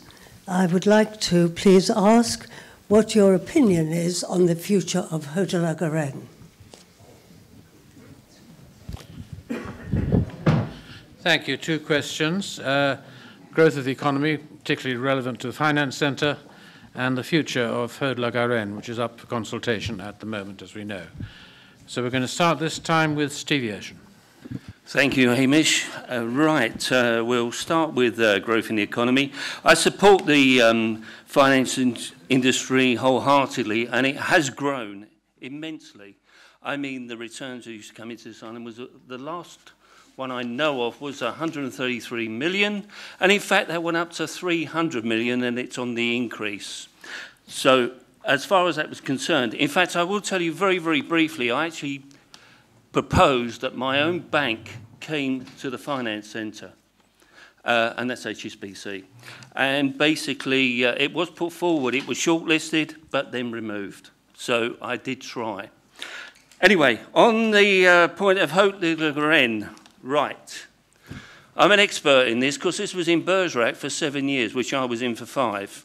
I don't think for one moment that that should be pulled down. It's disgusting to even think like that. And it's all around the world anyway on DVD, so it's never going to disappear. I've actually had a go at Tony Hall at the BBC for turning around and actually blanking episodes of Bergerac on the BBC for the simple reason Hotel Agaren has been featured as a brewer d'étranger, which is wrong. It's now got a thriving business there, and it's unique, and it's backed by the state, and I don't see why it should be punished for that reason at all. And to pull it down, it's a listed building. It's made of solid granite. Why destroy such a beautiful building? We know that things go on in different places. I could actually turn around and say to you, the Old Bailey used to be Newgate Prison where they used to hang people. Thank you. Ian Gorst. Amy, thank you for your question. I often get criticised for supporting the finance industry too much, but I don't apologise for that. It is, whether we like it or not, the bedrock of our economy. People have written it off many, many times when it's been challenged, and yet today we see more jobs in financial and business services than we had prior to the recession. But we will continue to have a strong finance centre if we continue to meet the very highest and best international standards, and we continue to go around the world talking about what we do, talking about the benefit of cross-border flows, and how by working together with other countries we can actually bring very real and tangible benefits to them. So actually I think it's something that we can start to be proud of. It's something that we can start to love. Perhaps in the past when we when we haven't, because I see the benefit. It's creating jobs, it's creating investment when I go out to Africa and other places around the world, so I think we can be proud of it, but we absolutely cannot take it for granted. That's why we've done the strategic review with McKinsey, that's why we've done the refresh, because digitisation is going to absolutely transform it. That's why we need a digital skills academy. That's why we need Digital Jersey, Jersey Finance, the regulator and government all working together. But it's exciting to be at the front of that transformation and change as well. Hodler Garan is a really difficult question. That's why we've done the consultation. It's about redemption of the site. For some that means it coming down. For some it means a renewal of its use now. We've had 1,000 islanders who have been part of a consultation. We now need to go and understand and see what they've said. It's a decision for the states. It is not going to be an easy decision to bring redemption to that site, but we have to in order to move forward. Thank you.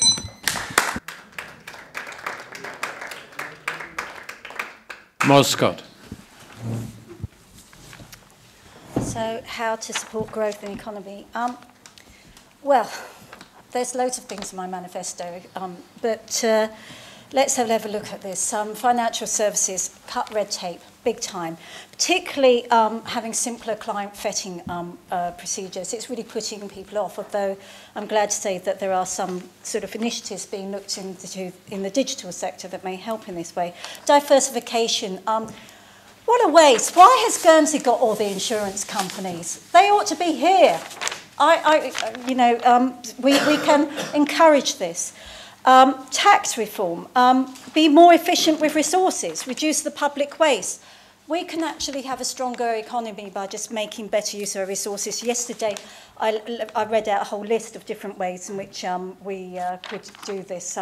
Start from reducing quangos, from reducing so many state members. I mean, £2.25 million a year in just paying us to be here. And there's too many of us. Sorry, I'm not even elected yet. My opinion on the Hodler Garan. I mean, you cannot belittle what happened to the children that were there.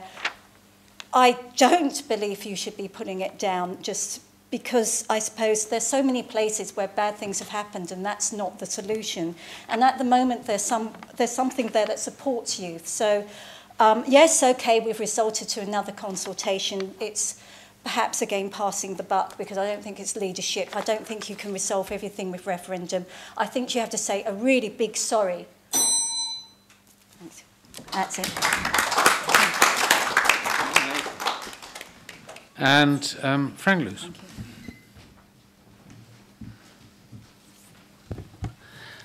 Hodler Garan, well, it's a very emotive issue, isn't it?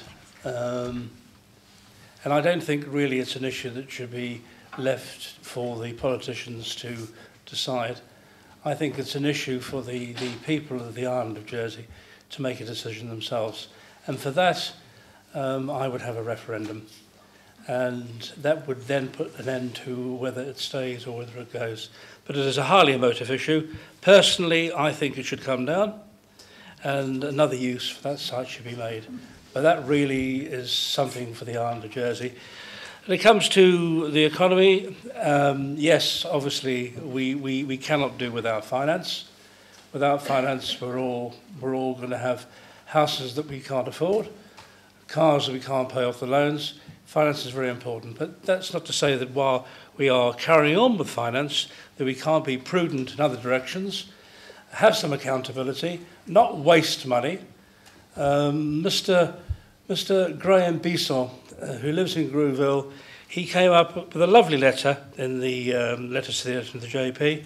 He said, did you realise exactly how much money has been wasted on the hospital? We could have bought St John's Manor, had a few million in our pocket, and we'd have the most wonderful, wonderful countryside for a hospital. Let's have some accountability. Let's try and save money, and in the meantime, stoke the fire with agriculture and with tourism, which are the only other two horses that we've got.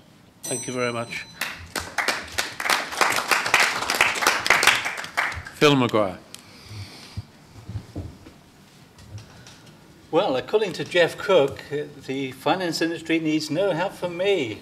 He claims that in the next 5 years there's going to be 800 new jobs, all for locals, which terrifies the hell out of me, because I don't think we have 800 banking locals around here to fill those jobs.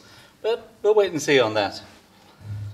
My complaint about the finance industry is this club of quality, there's 500 top banks that we insist that we only deal with. As far as I'm concerned, we either use it or lose it. We don't have all those 500 banks over here operating. So why aren't we out looking and courting them and saying, what is the problem? You're elsewhere in the world, you operate around the world, why are we not good enough? This is an obvious question that nobody seems to be wanting to ask about the finance industry. Some are here, many are not. And if we're not prepared to do that, then we should open ourselves up to the more modern banks that are coming along. I mean, you know, there's PayPal, for example, and Tesco, and all these other banks that are turning up that are perfectly good banks. Okay, not in the top 500, but they're still banks. Why aren't we talking to them?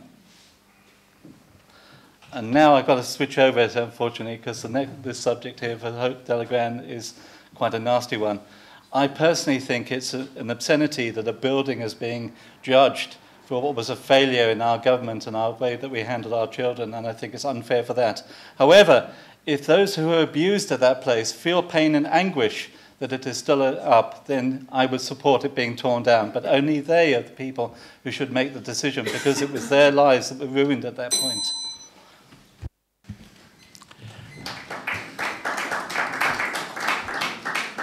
GINO RISOLI.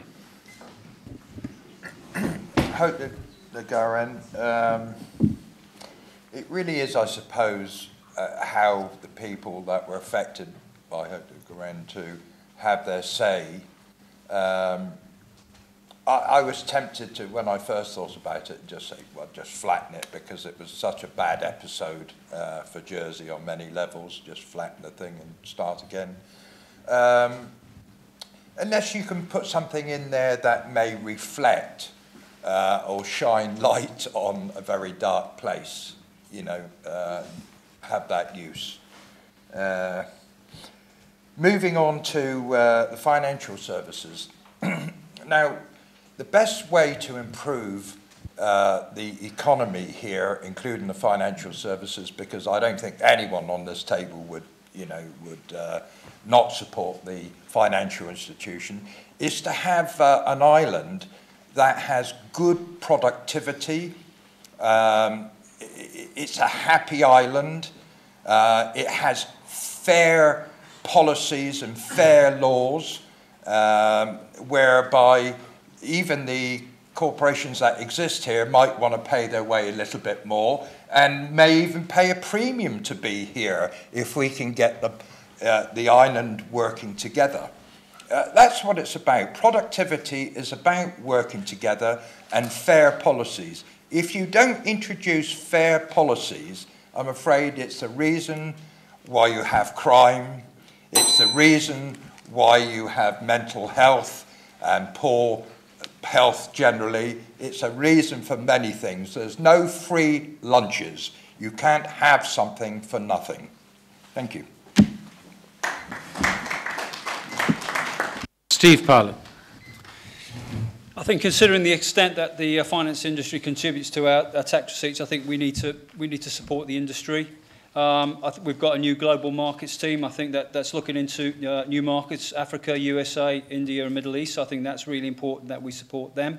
I think it's important that we can keep money flowing in and out of from the into the UK and the EU. But I think until we know where we're going with Brexit, I think we do need to consider some of the other markets. That free movement of capital is going to be really important. Chief Minister's mentioned about new technology. I think that is going to change the way we work, and certainly will transform the industry in many other ways. Just want to go into one other sector, and that's sports, tourism and events. I think we need a dedicated events budget, I think, to attract quality events to the island, be they sporting, cultural or even conference events. I applaud what the Minister of EDD has done in regards to Super League Triathlon, but I'm not going to take his thunder away. So I know he wants to talk about that. In terms of Haute-Lagrange, no, definitely not demolish it.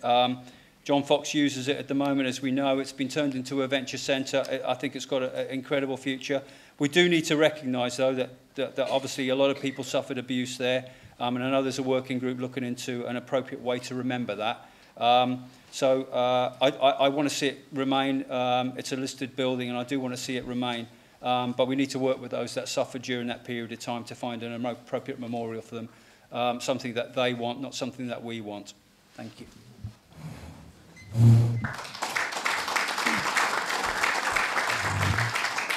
Sam MEZEC.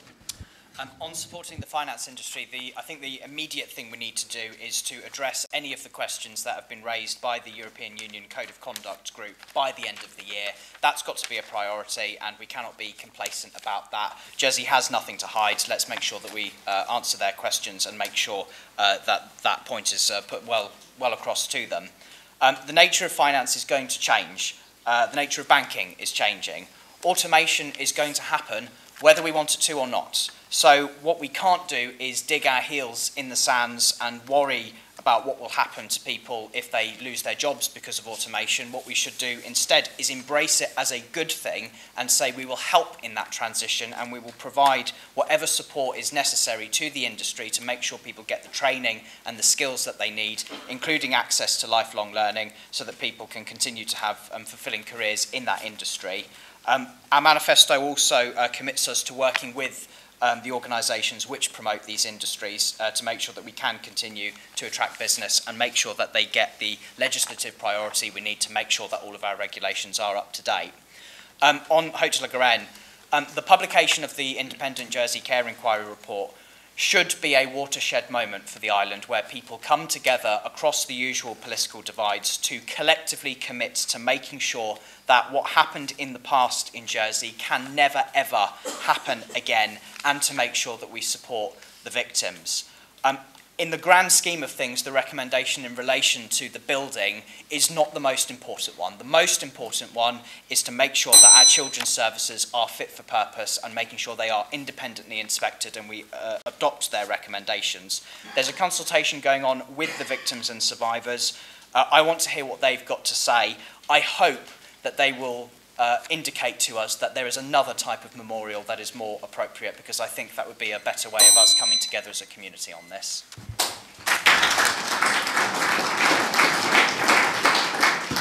TRACEY Valois. Okay, Amy, with regards to financial services and growing the economy, well, we support the financial services industry, as we've done, in terms of ensuring the flexibility and speed of the legislation for the changes that are needed to ensure international standards are met, and we continue to prosper in that respect. I'd like to look at the role of Jersey Finance Limited and external relations, and the role that they play internationally, and how we can go out in those markets and tap into the global market strategy that's just been done, and introduce the skills and education side of things into those worldwide events with finance and external relations, to ensure that we get best practice and help people to reach their own potential in different areas. In terms of the Haute de la Garenne, there's a consultation that's just been done for the public. We're awaiting an analysis. I'm quite... When the care inquiry came out, I was quite concerned that a lot of people I spoke to jumped on to this particular recommendation in terms of ripping the Haute de la Garenne down. And there are so many recommendations there in the care inquiry that are seriously important that we address. Children's services, sustainable workforce, voice for the children. And we really need to come together as a community to concentrate on those particular issues. My opinion is I'll listen to what the public have to say, but I'd really hate to see because I know what the states are like in terms of dealing with their own properties, I'd hate to see that building to come down because of the fantastic services that are being provided out of there.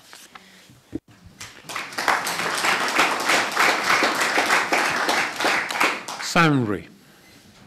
Thank you very much. Firstly, with regards to the finance industry, I think we have to recognise the finance industry is vital for our economy and our continuing prosperity. It's changed drastically over the last 20 years. I worked for 25 years in the local finance industry, and it's moved very much away from deposit banking to more fund and investment related specialist areas of excellence. It is coming under threat, and it will continue to come under threat. We don't know what's going to happen with Brexit. It's coming under increasing pressure from overseas governments looking to close down what they deem to be offshore finance centres, tax avoidance. We need to actually encourage growth but maintain it in a well-regulated environment. We need to look at work permits which are going to come in. We need to be flexible for the finance industry and talk to them and say, what do you need from us? But those work permits have to take into account the fact that they need to be time limited, and we need to look at the education of our children to go, if there is such a skill shortage, then we need to solve that problem. But we need to support the finance industry. It is vital to us. With regards to Hodler-Guerin, I obviously await the outcome of the survey, but personally, I would have said that the most meaningful and lasting memorial to all those who suffered is if government invested into Hodler-Guerin, into the building, and made it a wonderful youth hostel or adventure centre that not only catered for the youth of today, but for generations to come. That's a lasting memorial to all the people who suffered through the terrible problems that happened. Thank you.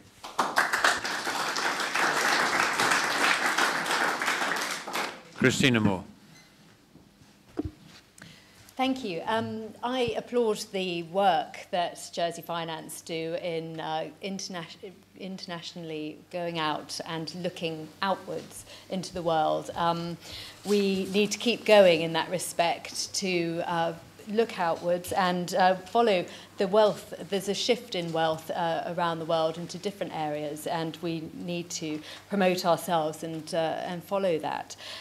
We need to remain competitive and nimble. It's the job of government, in my view, to ensure that we create the right environment in which business can thrive, and that means we have to be responsive, and we have to operate the nuts and bolts around that in terms of international standards, maintaining the financial crime unit and the new economic crime unit, so that we can prove to the world that we run a highly regulated and successful industry. Also, productivity is a key, and we have seen a decline in productivity over the last 15 years, and we need to help as a government to turn that curve.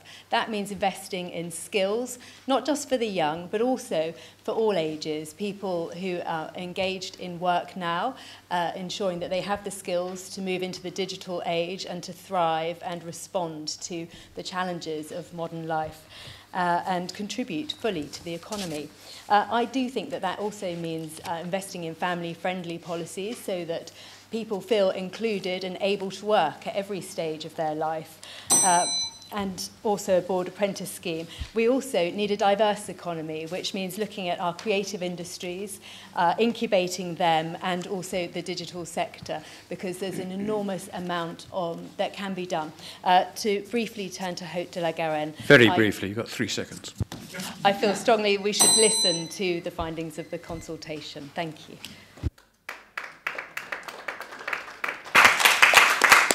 John Lafondre. So it was difficult following so many people, so Hodler-Guerin I'll keep short.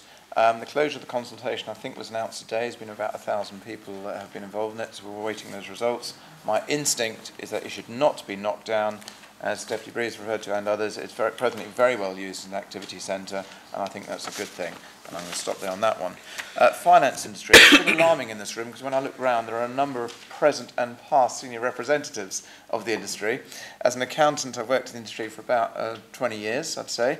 So most immediate task that we got is the changes in the law that need to be done by, I think, 1st of January of next year, and I think it's all around substance, if I've understood it correctly. And obviously we've got the improvement in with the recent changes of entrustment for bilateral investment treaties. The industry, as hopefully people do know, it's in my leaflet as well, facilitates about £500 billion of investment into the UK, and is worth to the UK about £5 billion a year. And that's a really good story to tell. And so I've taken every opportunity to brief politicians. I mentioned my Assemblée Parlementaire thing, and I mentioned my British-Irish Parliamentary.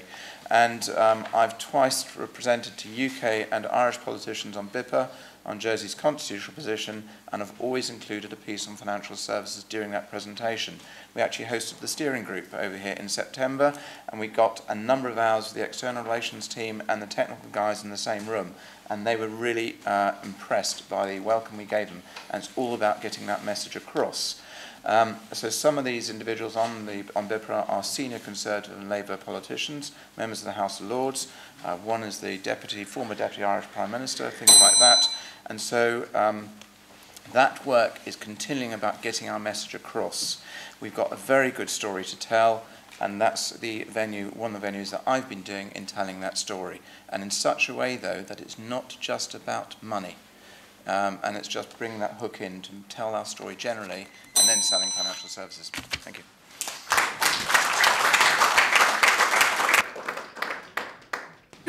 Lyndon Farnham. Thank you. I think we need to continue to invest in Jersey finance to promote Jersey as a clear leader in international finance, to maintain our reputation. We need to explore new markets post-Brexit, and we're already looking to different international opportunities. We need to continue to make sure we meet the highest international regulatory standards. And we need to, I think, we've got a good reputation, we've got a great reputation as an offshore finance centre, but I would like to move that on to be recognised as an offshore business centre of excellence. Locate Jersey has been doing some great work to bring in global headquarters of international organisations, and our strong legal and accountancy services really are an attractive proposition for them. That further diversifies and broadens our economy. And we also need to keep our strong and proactive legal framework to ensure that we can continue to support and facilitate that growth. In relation to Haute de la Garonne, I do not believe it should be knocked down, and I'm pretty sure that the result of the consultation will say the same thing. I've spoken to a lot of islanders, many of whom friends of mine who were there, who spent time there, and they feel the same way. But we must be sensitive to the past, but we must leave the dark past behind us. They've got really good activity and leisure facility there now. We can build on that, because that's really useful to young people. And I think a great legacy would be to build on that and dedicate Haute de la Garonne to a really bright future. Thank you.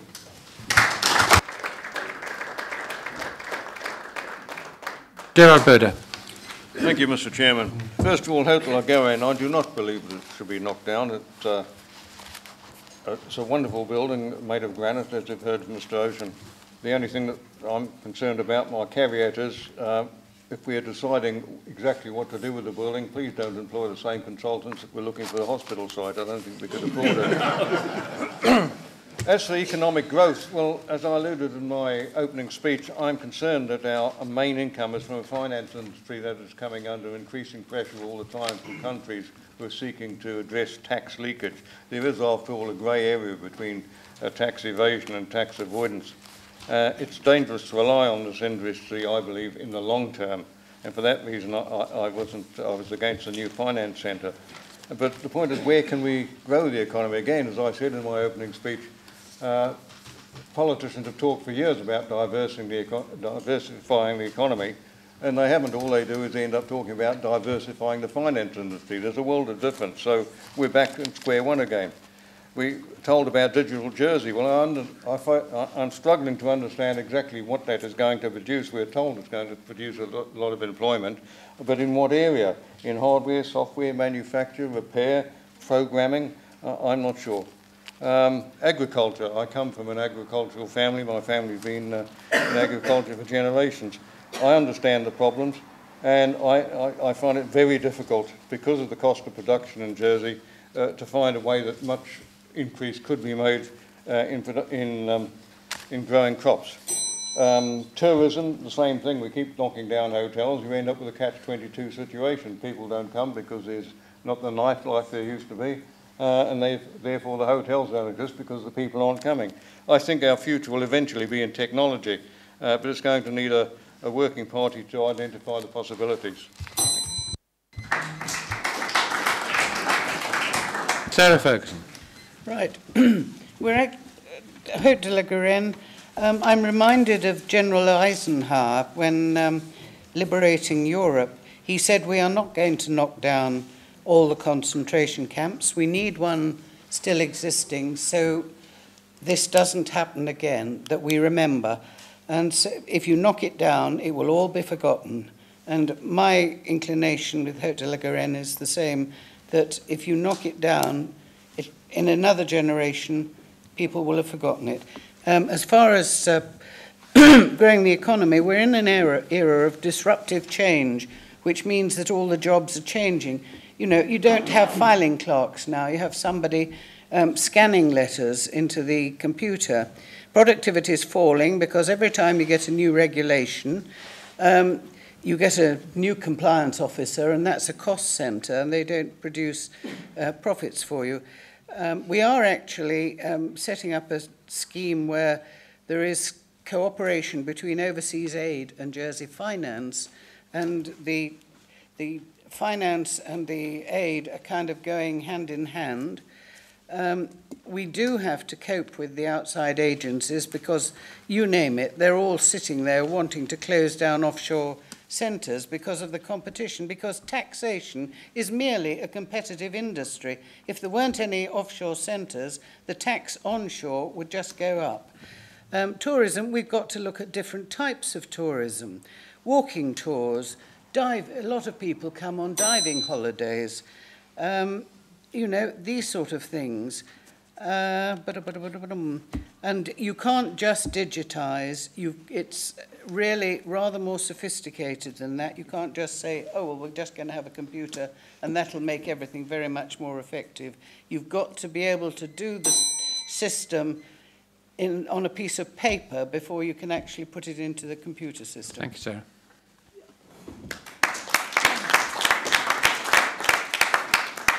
Gordon Troy.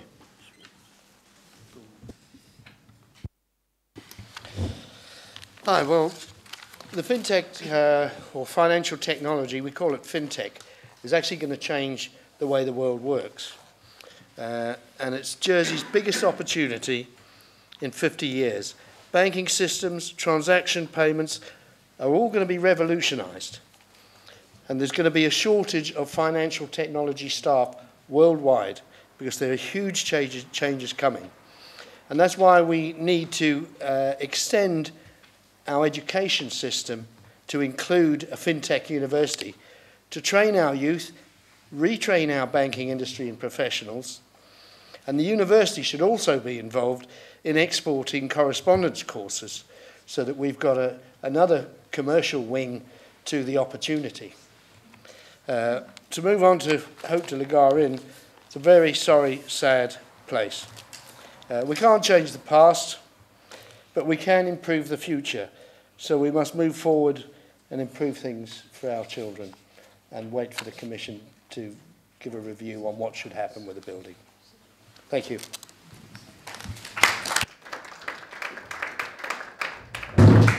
It's running up to time. What I propose is that I take one question and ask all 16 of you to answer as concisely and as pithily, and I haven't got a lisp, as possible. And so there's a lady right at the far end. Or who's got a hand up? Yes, sorry. Yep. Could you give me how much time we're allowed? Well, half a dozen words, a yes or a no, it would be fine. Okay. Just quickly. As a local student, I'm sure it's not a surprise that I'm quite concerned about student funding.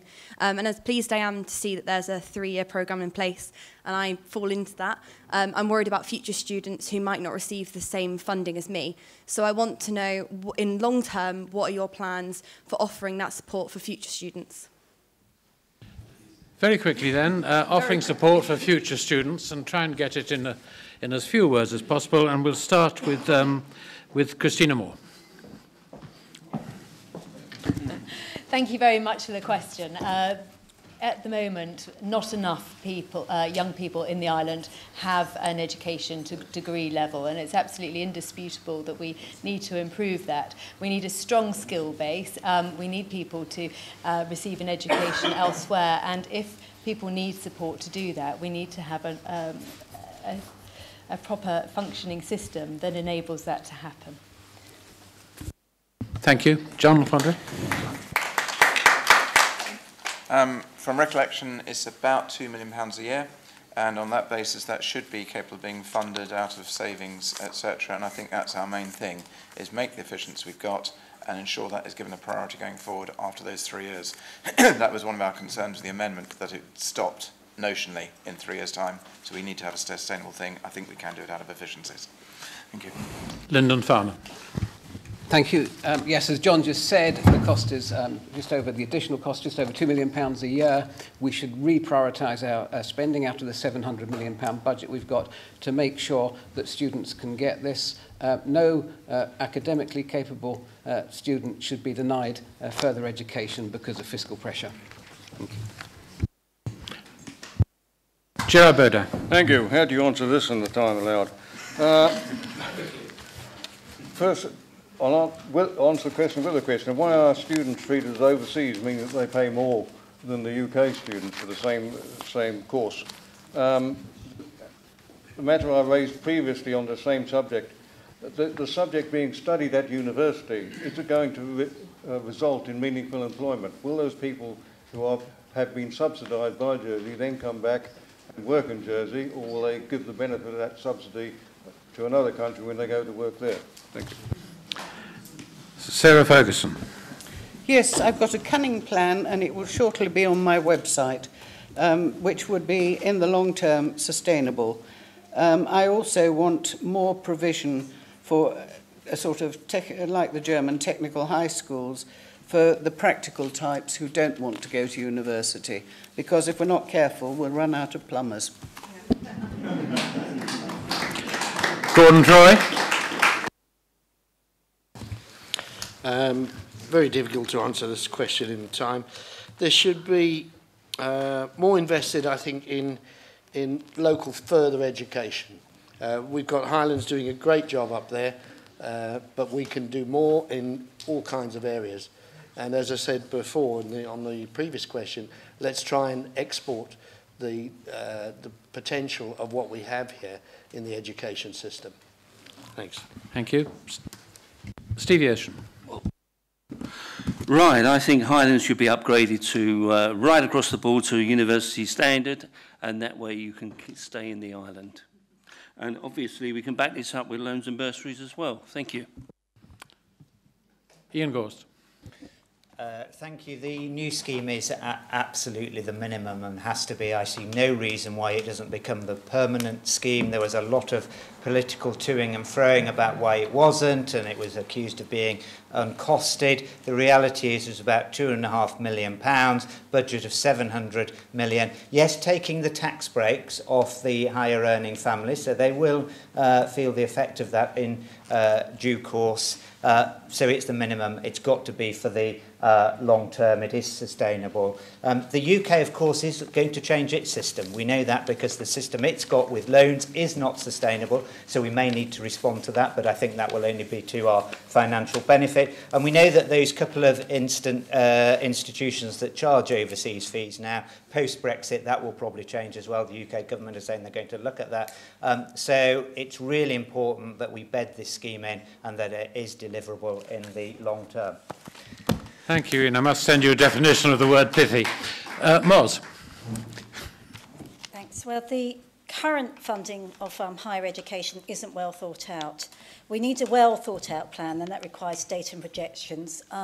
It needs to be supported by the prudent management of finances and more investment by businesses in career paths of individual young children, and an encouragement to return to the island. Thank you. Frank Lewis.